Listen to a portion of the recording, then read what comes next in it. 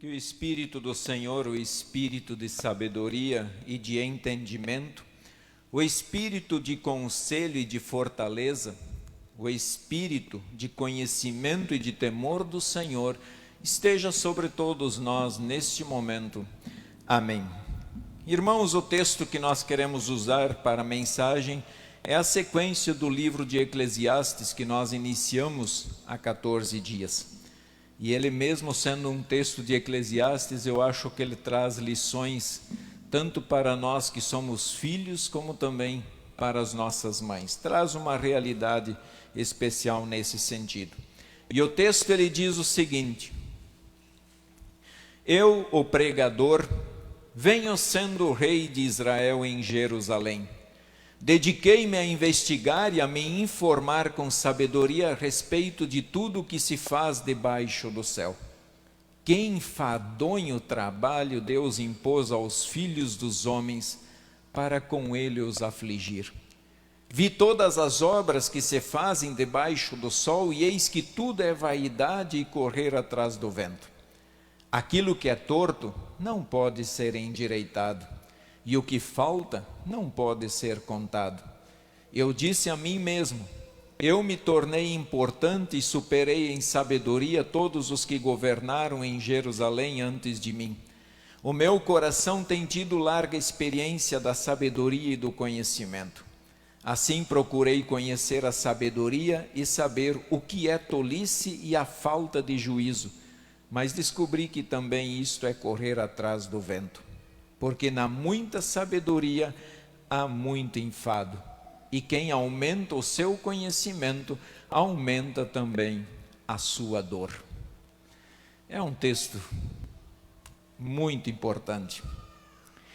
É fantástico, ele diz assim: dediquei-me a investigar e a me informar.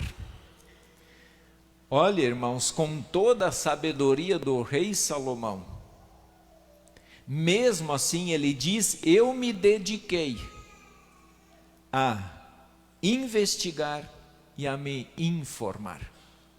Então não são palavras tiradas do vento, mas são frutos de um trabalho, de uma pesquisa, de uma investigação.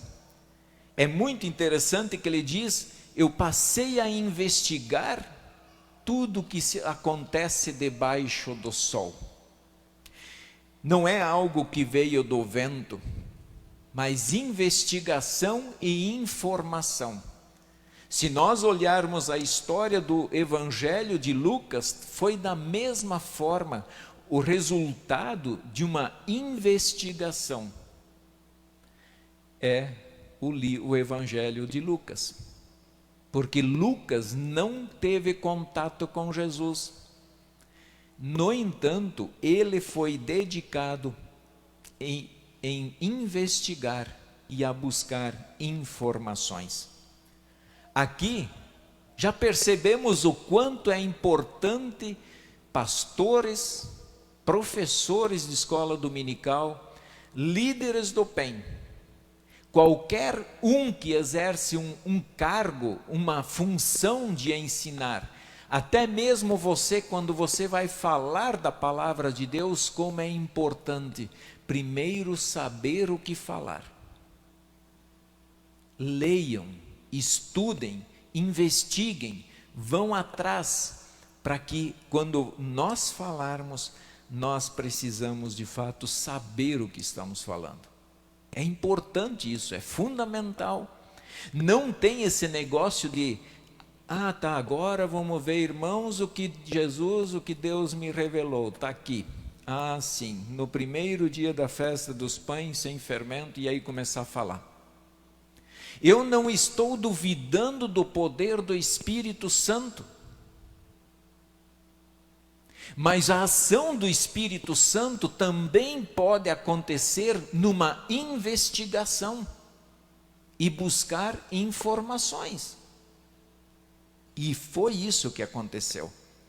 Salomão, mesmo com toda a sua sabedoria, irmãos, ele foi atrás das coisas, ele estudou filosofia, matemática, comércio, até mesmo por ser rei. Ele precisava ter conhecimento mercado, mecânica, história, reinos e muita outra coisa. Então não é algo que dá para dizer eu vou simplesmente governar do meu jeito, mas precisa saber o que está fazendo. Diante deste cansaço do trabalho e da impressão que fica, quanto mais se faz, parece que não fez nada, ele afirma: Deus impôs aos filhos dos homens. Deus impôs. O que Deus impôs? Ele diz: que enfadonho trabalho Deus impôs aos filhos dos homens. E essas palavras de Salomão me levam lá para Gênesis, lá no jardim do Éden, quando Deus disse assim: em fadigas você obterá dela o sustento durante os dias da sua vida. Você quer comer, pois você vai ter que suar. Entre abrolhos, diz lá no texto do Antigo Testamento em Gênesis, quer dizer, você vai plantar, mas o inso vai tampar muita semente que você vai jogar na terra e não vai deixar produzir. Você precisa lutar, e isso está nítido em nosso contexto social. Hoje, sem veneno, pouco se produz. Pouco se produz, você precisa gastar, você precisa investir tempo, cuidado, carinho para conseguir tirar muitas vezes o custo do que você coloca lá. A partir dali, o trabalho lá no jardim do Éden passou a ser enfadonho. Enfadonho. E o que é muito interessante, irmãos, esse enfado, esse cansaço, essas tribulações do trabalho, quem impôs fomos nós mesmos.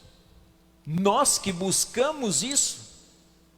Não é Deus, Deus apenas cumpriu a sua promessa, mas o homem atraiu sobre si todo esse trabalho árduo que precisa fazer. Vejam, irmãos, enfadonho trabalho, e quantas vezes vocês já chegaram a uma conclusão depois de fazer um monte de coisa, que vocês olharam para trás e falaram: eu não fiz nada. Quem já teve essa sensação, depois de mesmo tendo trabalhado, suado, estar cansado até as últimas, olha para trás e diz: parece que eu não fiz nada? Levanta a mão, quem já teve essa sensação? Pois é. Que dura realidade, né? Vocês viram que eu fiquei mudando os livros aqui de um lado para o outro desde o começo do culto, né? Para que isso? Para nada. Só para mudar. Só para mostrar para vocês que é assim na vida da gente. Nós fizemos às vezes muitas coisas na vida que não levam em nada, que não traz nada de bom, que você olha para trás e diz: nossa, estou morto, batalhei, mas qual foi o fruto disso?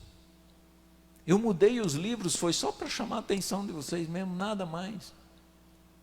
Não tinha utilidade nenhuma mudar os livros de lugar, a não ser mostrar para vocês que nós nos cansamos.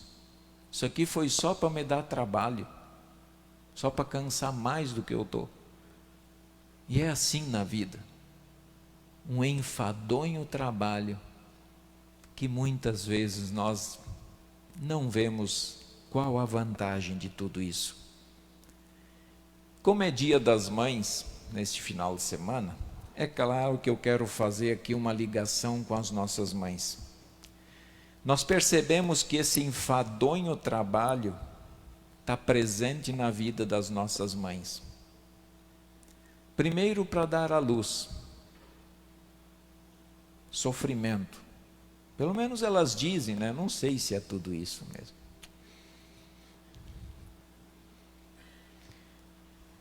Deus disse: entre dores darás à luz. Começa ali.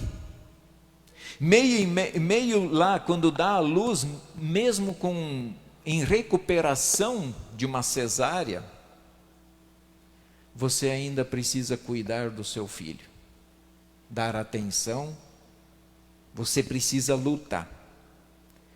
Você, em todo o contexto social, você sabe que ensinar a criança no caminho de Deus não é fácil.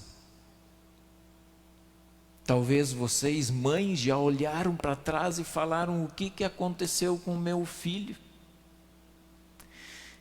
De todo o trabalho que eu tive, o que aconteceu na vida desse menino? A maioria das mulheres não para de trabalhar em casa. Eu vou dizer a maioria porque não são todas, né? Mas a maioria não para de trabalhar. Muitas vezes o marido chega em casa e afirma: você não fez nada hoje? E a coitada está lá de língua de fora, cansada. E ainda o marido pede janta. Não fez nada hoje? Muitas vezes ainda acusa a mulher pela educação dos filhos. Esse é o seu filho, essa foi a educação que você deu. Esqueceu que a maior responsabilidade é dele. Ela faz todos os dias a mesma coisa, mas para os outros é um trabalho como se não tivesse feito, um trabalho inútil. Faz, limpa a casa, lava a roupa, cuida do calçado do marido, mas isso às vezes não é reconhecido pelos homens. Lamento. Mesmo com o peso e responsabilidade de ser mãe, há também muitas alegrias, nós temos que dizer, e graças a Deus tem, né? Muitas alegrias. Ver os filhos crescendo, formado, com boa educação, sendo bem quisto pela sociedade, são coisas que alegram o coração de um pai e que trazem satisfação e faz de fato o coração de uma mãe também agradecer a Deus por isso. Sem contar que Deus não abandona as mães, nem os pais, tá? Nesse enfadonho trabalho de cuidar dos seus filhos. Muito pelo contrário, o Espírito Santo dá sabedoria, ele dá força para continuarem firme na luta. Então não desanimem nossas mães. Olha a outra conclusão que chega o pregador, ele diz: vi todas as obras que se fazem debaixo do sol, e eis que tudo é vaidade, correr atrás do vento. O vento pode ser usado, mas não estocado. Tem até piada rolando por aí de estocagem de vento, tá? Mas isso é piada, não vão tentar fazer isso, isso é ilusão. Pessoal, o vento ele é usado. Um barco à vela, o vento bate na vela, leva o barco para frente, mas não tem como você segurar aquele vento. E ele diz que todo o trabalho é vaidade, é correr atrás do vento. O ser humano até pode resolver alguns problemas. Nós até conseguimos resolver alguns problemas, mas não tem jeito. Quando grandes impérios na história pensavam ninguém pode nos combater, olhem para a história desses impérios hoje, viraram cinzas, muitos viraram cinzas, porque eles pensavam que iam dominar o mundo, mas não conseguiam. É a mesma coisa que querer dominar o vento, nós não conseguimos, nós podemos usá-lo da forma como nós queremos em algumas situações, mas não dominá-lo. E assim é com algumas coisas na nossa vida. O ser humano tenta resolver coisas espirituais sem Deus, por exemplo, como a solução do pecado. O ser humano apresenta, não, que se você for bonzinho, Deus vai te perdoar. Faça boas obras, estenda a mão ao seu semelhante, que Deus te perdoa. Você não precisa necessariamente acreditar em Cristo. Isso é correr atrás do vento. Até muitas vezes se pensa que a própria fé você consegue colocar no coração, mas a fé é um presente de Deus, não é uma obra nossa, para que ninguém se glorie. Querem ver outra situação? A morte. O ser humano tenta resolver o problema da morte, inclusive com a clonagem. A clonagem, não sei se está tendo ainda, né? Se alguém souber me informa, mas ela foi tentada na ovelha Dolly aquela vez, para começar a usar em seres humanos, para dizer assim, o ser humano vai ter a eternidade.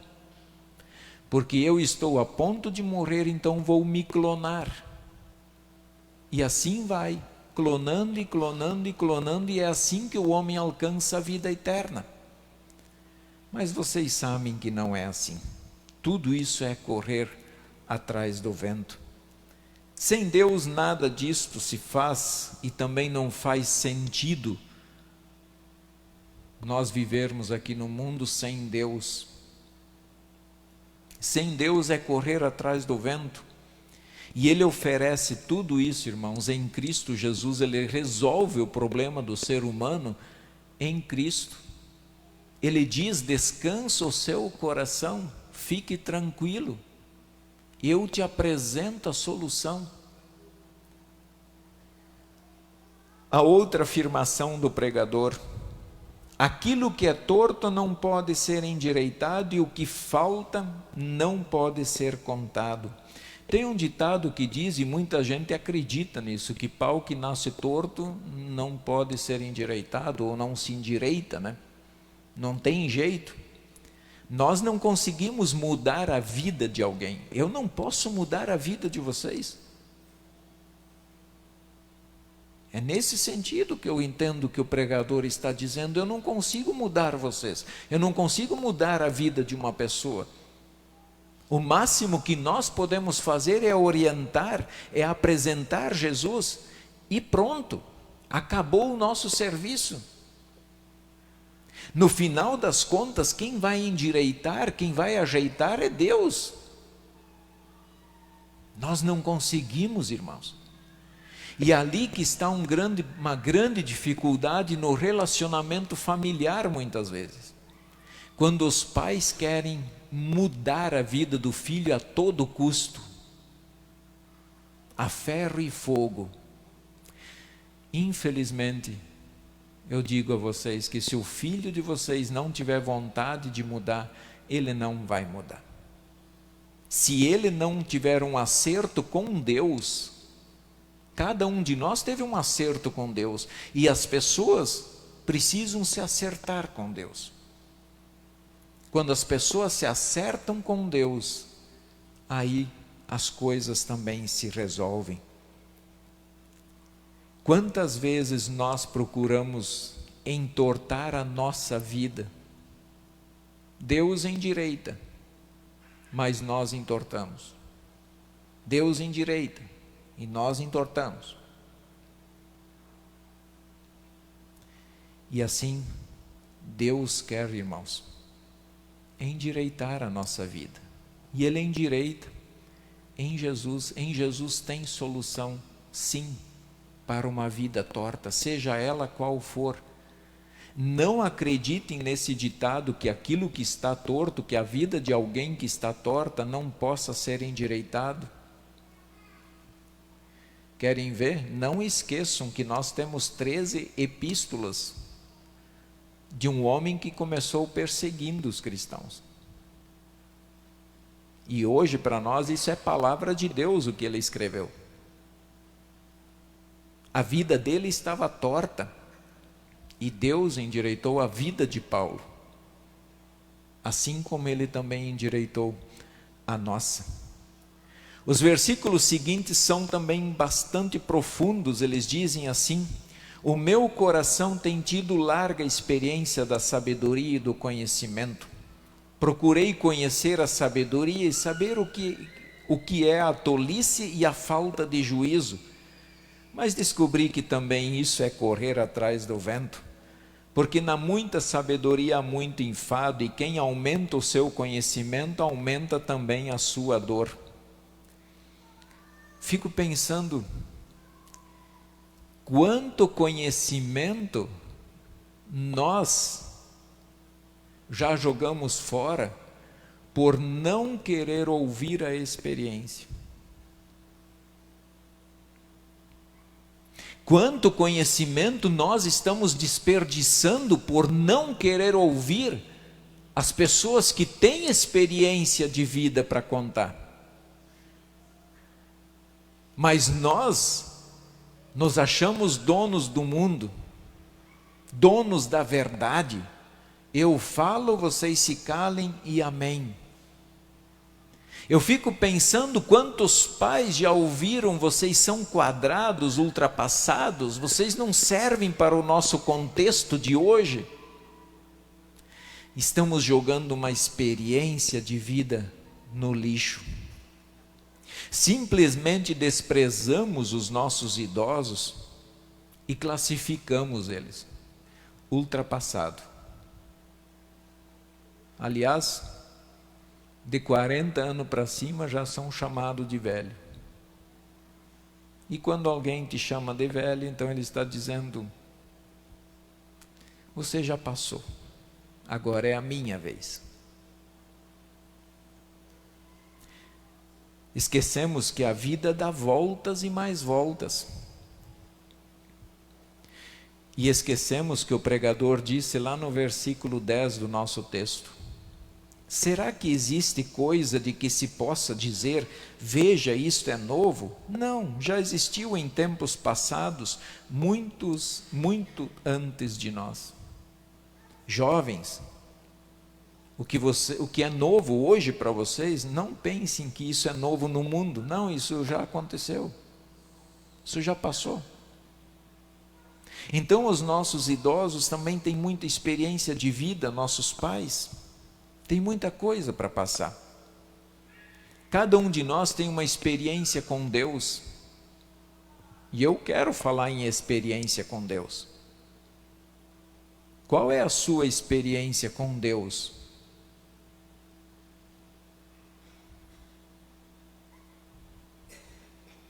Enfermidade? Falta de dinheiro? Num relacionamento totalmente destruído e restaurado por Deus? Qual é a sua experiência com Deus? Aprendemos a ter humildade e de que de fato e confiar em Deus acima de todas as coisas. Precisamos ouvir os belos testemunhos dos nossos irmãos que já viveram há muito tempo e têm uma experiência de vida diferente. Um comentarista escreve o seguinte: a sabedoria fala de pessoas prudentes, já a loucura e a insensatez falam de pessoas insensatas, que se engrandecem a si mesmas. A sabedoria humana por si só produz loucura e insensatez, trazendo injustiça e tristeza. Mas a sabedoria divina revela a imperfeição, e é por isso que as pessoas não gostam da Bíblia, porque ela revela a nossa imperfeição. E aonde as pessoas vão te corrigir, vão te advertir para você voltar para o caminho de Deus, você já nem procura mais essa pessoa. Muitos deixam de ler a Bíblia porque ali Deus vai mostrar a imperfeição e a gente tem dificuldade em ver a nossa imperfeição e lidar com ela. E a vaidade da vida debaixo do sol. Então a Bíblia mostra as duas coisas, a nossa imperfeição e a vaidade da vida debaixo do sol. Irmãos, Se você morrer hoje, o que você vai levar? Se nós morrermos hoje, o que nós vamos apresentar para Deus? Vaidade? Deus não está nem aí para a nossa vaidade. Deus não se importa com as vaidades humanas. Ele atende às nossas necessidades por graça e misericórdia. O conhecimento humano acaba ali no túmulo. O dia que fecharem o seu esquife, toda a sua sabedoria que você tiver, humana, ela vai ser fechada junto. Nada vai fazer, você não vai levar nem o conhecimento humano adquirido aqui deste mundo. Quanto maior for este conhecimento humano, mais nós estaremos cansados. E pense na vida de vocês. Quanto mais nós estudamos, quanto mais conhecimento nós temos, mais cansado nós estamos. Mais nós queremos abraçar o mundo e resolver o problema do mundo, mas nós não vamos resolver o problema do mundo. E ficamos aí muitas vezes correndo atrás de vento. Precisamos da Escritura Sagrada para nos mostrar esta corrupção e a cura do nosso pecado. Precisamos dela. Não deixem de ler ela. Não deixem Deus de lado, porque Deus vai apontar o seu pecado, mas louve a Deus porque Ele te ama, porque se Ele não apontar o seu pecado é sinal que Ele não te ama.